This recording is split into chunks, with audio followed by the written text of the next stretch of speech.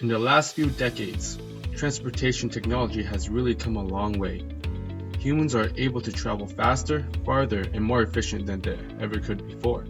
However, there are multiple issues with today's transportation systems. Big cities are becoming extremely congested and air pollution is at an all-time high. As a result, some people who work in the city opt to live in the surrounding suburbs and commute to work instead. With increasing traffic, a 30-minute car ride could end up taking hours. In 2017, emissions from transportation accounted for 29% of the greenhouse gases in the US. Let's look at the issues of the proposed long-distance travel methods today. High-speed rail has come a long way from traditional locomotive engines. However, compared to before, the growth of the maximum travel speed of trains are plateauing.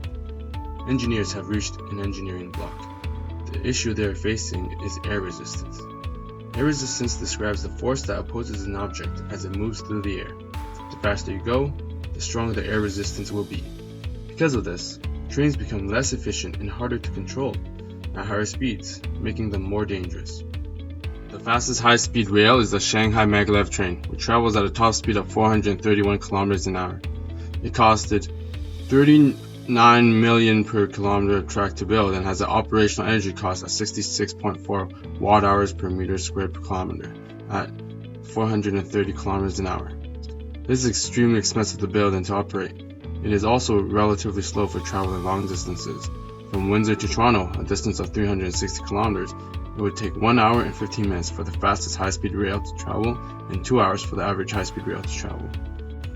Moving on to the airplane. To tackle the issue of air resistance, airplanes travel at very high altitudes where air pressure is lower, just drastically reducing the effects of drag. As a result, airplanes are more energy efficient than trains and can travel at much higher speeds, closer to 740 to 930 kilometers per hour. However, airplanes also produce a lot of carbon emissions. In 2017, air travel emitted around 859 million tons of CO2, which is about 2% of all man-made carbon emissions. Every round-trip transatlantic flight emits enough CO2 to melt 30 square feet of Arctic sea ice. Another problem for air travel is that they are limited to longer distances. The large amount of energy it takes for planes to ascend and descend from high altitudes makes short-distance flights much less efficient. The same trip from Windsor to Toronto would still take 1 hour.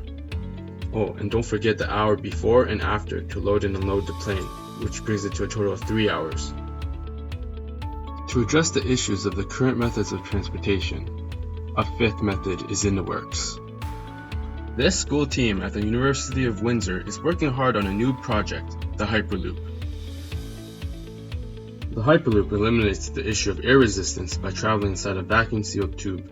This way, it is able to travel up to speeds faster than an airplane, while maintaining the efficiency and speed of high-speed rail. With these advantages, the Hyperloop will be able to make a trip from Windsor to Toronto in just 28 minutes. It can work in large cities without having to move.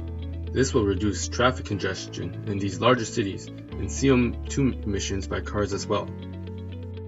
Virgin One Hyperloop, one of the top leaders in Hyperloop transportation, has already done hundreds of test runs on their 1,640-foot long track in Las Vegas.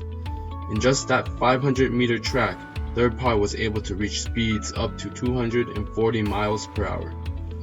They have started the designing stage of projects in India and Ohio. Their plan to connect the city of Mumbai and Pune with a Hyperloop system has already been approved by India.